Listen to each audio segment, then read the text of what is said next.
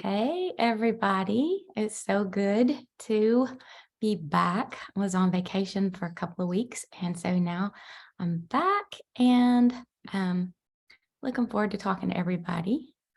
I am going to pull up my notes here. So, if you follow any popular social selling coaches or social sellers, at some point, you're going to hear one of them say that one of the benefits of them having their own business is the personal growth that comes with being a business owner and leading a team. Okay. I think that's true for anybody who wants to grow a team. You have to grow yourself first before you can coach others to success. So, with that in mind, I want to talk for just a few minutes about three important disciplines that are essential to everybody in business. Heck, to everybody in life for that matter. So first, let's define what a discipline is. Self-discipline is correction or regulation of oneself for the sake of improvement. And that's not always easy. So I want to discuss what I think are three of the most important areas to master when you're building a social sales business. All of these three things fall under one category: discipline of truth. And that's something I've been thinking a lot about over the last several weeks. Have you ever thought of truth as a discipline? Probably not. But operating in truth is a discipline for business and life in general. And it doesn't always come naturally for us because some of us didn't grow up in a plastic world, but we live in a plastic world. We live where it's full of exaggeration and where authenticity isn't the norm for most people. Now, you can blame that on social media or just the times that we live in, but it's true. It's like fakeness and false impressions are the most used business tools these days. And I guess it works for some people, but when you're trying to transform an industry like we are, fake and false isn't going to cut it. So that's why it's important to practice discipline of truth. What you do matters, what you say to others and to yourself matters, and how you spend your time, it matters. So I made a little, I'm going to try to share my screen here. I made a little, what do you call it? PowerPoint. Let's see. Can y'all see that? Let me make that, whoops, sorry. I'll just leave it like this, just for kicks and giggles, so I can pull my notes back up. Can you guys see that? Yes, Beth, we can see it. Okay, great, thank you. So, first, I want to talk about the discipline of truth in action. Okay, I'm not very coordinated when it comes to PowerPoint, as you guys know. This is nothing new. So I'm going to ask a few questions on each of these three things, these 3 points, and I want you to answer honestly to yourself, okay? Do you believe that people see you as honest? Are you someone that people can count on? And do your words align with your actions? Okay. I don't think anybody ever wants to be known as ungenuine or undependable or a liar, but sometimes we position ourselves to be seen that way because we say one thing and we do another. Truth isn't just in the words you say, but it's also in your actions. We've all said actions speak louder than words. In other words, that means that what you say doesn't matter if those words don't align with your actions. So when we operate in truth and integrity in every area, we build credibility because the people who are watching know that we're trustworthy. And I can promise you that people are indeed watching to see if what you say and what you're doing are in line with one another. People outside your organization, like people who are your potential customers, your potential ambassadors, they're watching you. Everybody is in the spotlight on social media. Everybody's a star when it comes to social media. People are watching what you do. They may not say anything. They may just be lurking. They may just be scrolling and see what you're doing, but they're watching. And the people who are watching you are the ones who will either help build your business or they'll run the other way. Okay. If you If people see you as authentic and trustworthy, they're going to want to join you. But if they see you as inauthentic, they're going to run. Okay. And they're going to find somebody else. So, I mean, think about it. Would you want to purchase from or join somebody in business who says one thing and does another? Of course not. Studies show that 81% of customers choose who to buy from based on trust. So if you want your business to grow this year, you have to establish trust with customers and potential ambassadors. How do you do that? You do what you say you're going to do. Don't say one thing and do another. Don't post one thing and do something different. Be authentic. Show people you're a product of the product. Show people that you're sold on herbal alchemy products, and show them that you're not only going to talk the talk, but you're going to walk the walk. So like we've all seen people who on social media who are not necessarily genuine. Like you may know them in person and you know they're one way, but they post something that's much more polished than what they really are, or vice versa. You know somebody who seems polished in person, but then you see their social media and it's full of, what is this? Okay, so that's what we want to get away from. And here's a hard truth, okay? Some of you want people to take you and your business seriously when you don't even take your business seriously yourself, okay? I've said this 1,000 times, and this is a great example, and this is why I'm using it. And I'm going to keep saying it because it's the honest truth. You cannot expect people to see you as a serious business owner when you're promoting 10 different companies, 400 different products, and saying, this new company I'm with is blowing up. And then next month, it's a whole nother new company. And then the next month, it's another new company, and so on and so forth. Or this is the best product. I love it and I'm using it. And it's whatever. And then the next month, this is the best product. No, it doesn't work that way. You cannot be, you can't be disingenuous in what you're promoting and expect people to believe you. Okay. What people do, I've seen it over and over. I've been in this for 14 years. I've been doing this industry for 14 years, and I've seen it over and over. People will get distracted by some shiny new company or some product or whatever. I don't know if it's because of fear of missing out or what the deal is, but it's absolutely killing your credibility. And it's perpetuating the notion that network marketing isn't a real business or is not a serious industry. And listen, I'm a huge proponent of multiple streams of income. My husband and I build multiple streams of income every day. Okay. But I think a lot of people don't understand what that actually is. Okay. The definition of multiple streams means you have investments, you have stocks, real estate, brick and mortar, online sales, and MLM, not 15 MLMs and posting about how they're all the best, because what you're doing, you're shooting yourself in the foot at every turn. Okay. That's not multiple streams. That's an ocean. And that's how you're going to drown every bit of credibility you've ever built. Okay. So listen, from the very beginning, Jamie has made it clear that we're trying to transform this industry and bring it back to what it was intended to be. And part of that mission is that we're also working to transform people's perception of the industry. And that's why we're trying to throw off the company hop culture that gives us all a bad name and causes people to think the industry is shady or cringy or not serious.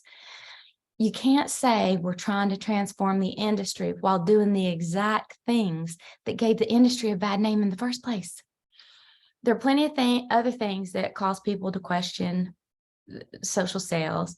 It's like hey girl messages or posts that are full of lies and claims that can't be backed up. The hustle culture. I hate the hustle culture, and so on. But if we're going to transform the industry, we're going to have to start by transforming our own minds and our own actions so we don't come off as shady or slimy or cringy. And this is what I mean by the discipline of truth. Someone who is disciplined in truth will take an honest inventory of their business, and they'll work very hard to align their words and their actions. So next, I want to talk about truth in your thoughts. Okay, discipline of thought. Just like operating in truth in actions, telling truth is a discipline. Okay. And I'm not even talking about being a habitual liar. I'm talking about the lies you tell yourself. Okay. What are some lies you've told yourself that you've eventually come to believe? Well, also, are you quick to take your thoughts captive, or do you let your negative thoughts dominate? Those are the two questions I want you to ask yourself. And I want you to really answer honestly to yourself. Be honest with yourself. What are some lies you've told yourself that you've eventually come to believe? And are you quick to take your thoughts captive, or do you let negative thoughts dominate and ruminate? So we've all told ourselves lies before, and a lot of times we convince ourselves that they're true. Okay. For example, it's not uncommon for women who are of a healthy weight to convince themselves that they're fat. The rest of us see them and we know it's not true. But when you tell yourself something over and over, it doesn't become true, but you perceive it to be true and you live your life as if it were true. So the person who has wrongly convinced herself that she's fat will operate completely different in her daily life. Okay. She won't speak with confidence. She'll dress differently. She'll withdraw rather than step out. She'll hide behind filters on social media for fear that somebody might see the real her. She'll interact in person with people differently. Literally every aspect of her life will be affected, and it'd be all because of a lie. So that's one example of why the discipline of truth is so important. The lies we tell ourselves can cripple us, both in business and in life in general. So here's some examples relating to our business that you may have thought or you may have heard. I've heard them. And I've probably said some too. No one wants to join my team. Is that so? Have you spoken to every person in America? I think not. So that's not a true statement, right? That's false.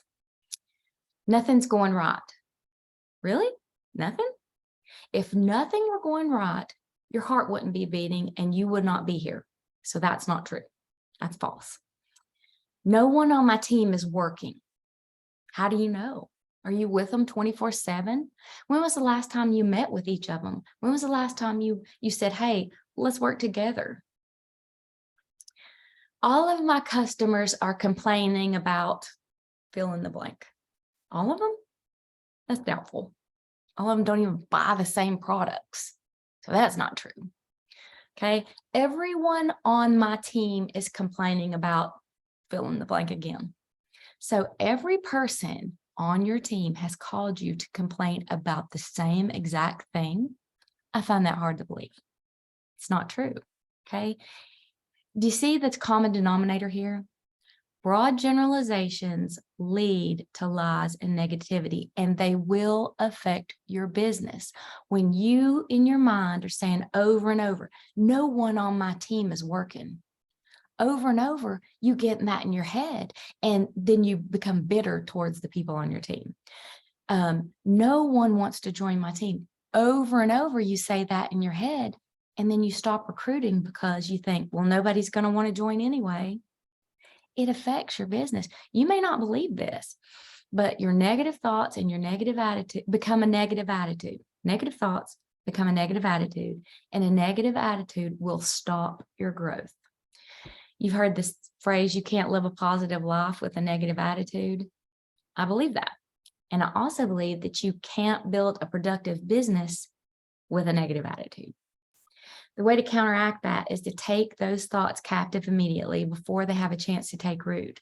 And this is so important because the lies we tell ourselves impact us negatively, and the truths we tell ourselves will impact us positively. So if you're not disciplined in your thoughts, then you're believing negativity, you're believing lies, and whether you like it or not, that negativity is going to spill over to your team and over to your customers. We have to stop speaking negative things to and about ourselves, and we have to stop listening to others who speak negatively. And here's the kicker. It's okay to stop talking to people who are sucking the energy out of your business with their negativity. It's okay. If it's someone on your team, obviously you have to speak to them, but it's okay to keep it to a minimum. Part of having discipline in your thoughts is protecting yourself from hearing constant negativity. And if it means you have to distance yourself from people, distance yourself. It's okay. Give yourself permission, because that's your own self-preservation. And until we're honest about what's actually true and what isn't, and until we stop exaggerating situations, and until we stop listening to others who are alarmists and negative Nellies, we're going to be stuck in a cycle of negativity ourselves. So someone who's disciplined in truth will break the cycle of negativity so that they can personally grow and grow their business. Okay, the third and the last discipline is truth in time management. And like I said, I think these three are biggies. These are three things that really impact our businesses. So here are the three questions I want to ask you, or you to ask yourself, I should say. I want you to ask yourself this and answer it honestly. Am I working my business as a business or a hobby? And I'm not talking about people who have if you have a day job, I'm not saying you should quit that. And I'm saying, do you devote the time necessary, the time needed, or do you just hope something's going to happen? Do you just hope that somebody's going to join your team? Hope somebody will see a post? Okay. Am I doing the bare minimum and expecting maximum results? And am I spending too much time on non-income producing activity? So when you stand back and look at what's really true of your herbal alchemy business, ask yourself, am I giving my business the time and attention it needs to actually grow? Or am I doing the bare minimum? Am I doing am I doing the bare minimum and complaining that my business isn't growing? Or even worse, are you doing lots of non-income producing activities that are leaving you frustrated and stagnant and causing you just to have a bad attitude about it? Some of us just need a attitude adjustment when it comes to our business. Sometimes we get bogged down by things that don't really matter, and we feel like we're overwhelmed with tasks, when really what matters is getting customers, recruiting. That's how you earn a check. Getting customers, recruiting. Okay. The rest of it, some of it you have to do, but you shouldn't spend full time on admin. Okay. So here's what I know. You can do a lot of stuff that takes a lot of your precious time, but it amounts to very little. And we all know that social media is a time thief. You can open up Facebook or Instagram or TikTok. Oh, this is the big one, TikTok too. And before you know it, an hour or two has passed and you've done nothing but scroll. And scrolling is not going to add to your paycheck. Scrolling is a non-income producing activity. So time management is about working with purpose, being focused, setting goals, figuring out a path to achieve those goals. But most of all, it's being accountable to yourself. And the best way to be accountable to yourself is to set a specific time each day to work your business. Write it on the calendar, put it on your phone, reminders on your phone, set a timer and work a daily method of operation. Okay. Even if the DMO is just 5 minutes reach outs, 5 minutes follow-ups, and 5 minutes posting. 15 minutes a day is better than nothing. And we all get busy. We all have things we have to do outside of this business. So it's better to do 15 minutes than nothing. And some days you may be able to do 5 hours, but other days it might be 15 minutes, and that's okay because we own our own business. But what we need to keep in mind is we need to be putting in the work that it takes to grow rather than just to stay where we're at. Okay. Holding yourself accountable for using your time productively, taking an honest assessment of how you're spending your time will change your business. So when you ask yourself those questions, be very honest. Somebody who's disciplined in truth won't need somebody to hold their hand or guide them in their work. They'll put in the work because they know that results are tied to effort. Okay. You want results, you got to put in the effort. So the discipline of truth is, it's not necessarily an easy thing, because it means we have to be honest about our own faults and failures, but it also means that we're working to improve ourselves and improve our business. And so I want to challenge everybody to ask yourself the questions that I've posed here and answer them honestly. Then get to work to better align your words and actions, overcome the lies you've been telling yourself that are limiting your growth, and become accountable to yourself so that you can grow your business big. And that's all I have. And hey, we're doing really good with time. Yeah, this is excellent, Beth, and it's great at the beginning of the year too. So thank you for putting all this together. And I'm sure if we ask if you'll share with, and we can get them to Jennifer, who can't be on today, so we can share them with our teams, just get this tiles to us too. So people can look through that and we can go over it with our different groups, but fantastic info. Thank you very much. Thank you. You guys have a great day. Okay, bye-bye.